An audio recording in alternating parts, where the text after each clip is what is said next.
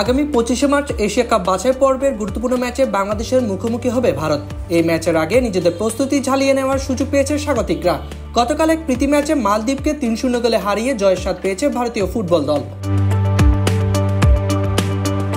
প্রীতি ম্যাচটিতে ভারতের হয়ে গোল করেছেন অবসর ভেঙে ফেরা অভিজ্ঞ ফরওয়ার্ড সুনীল ছেত্রী। এছাড়াও দলের অন্য দুটি গোল করেছেন রাহুল ভেকে ও লিস্টন কোলাসো। এই জয়ের মাধ্যমে 12 ম্যাচ পর জয়লাভ করল ভারতীয় দল, যা বাংলাদেশ ম্যাচের আগে তাদের জন্য স্বস্তির বার্তা বয়ে আনছে।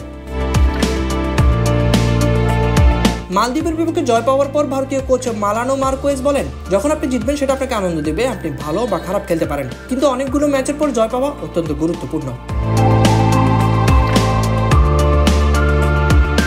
তবে বাংলাদেশের বিপক্ষে ম্যাচটিকে সহজ ভাবছে না ভারতীয় কোচ। তিনি বলেন, আমার মনে হয় এটা সহজ ম্যাচ হবে না। আমার ধারণা দুই দলের জন্য ম্যাচটা কঠিন হবে। বাংলাদেশ এখন ভালো ফুটবল খেলছে, কারণ গত 3-4 মৌসুম ধরে তারা একই কোচের অধীনে খেলে যাচ্ছে।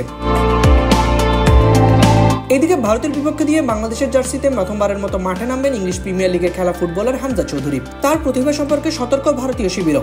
ভারতের কোচ হামজার বিষয়ে বলেন, হামজা একজন অসাধারণ খেলোয়াড়। সে এখন প্রিমিয়ার লিগে নেই, তবে চ্যাম্পিয়নশিপে নিয়মিত খেলছে। আগামী 25শে মার্চ ম্যাচটি দুই দলের জন্যই অত্যন্ত গুরুত্বপূর্ণ। জয় পেতে চাইলে উভয় দলকে শক্তিশালী পারফরমেন্স দেখাতে হবে।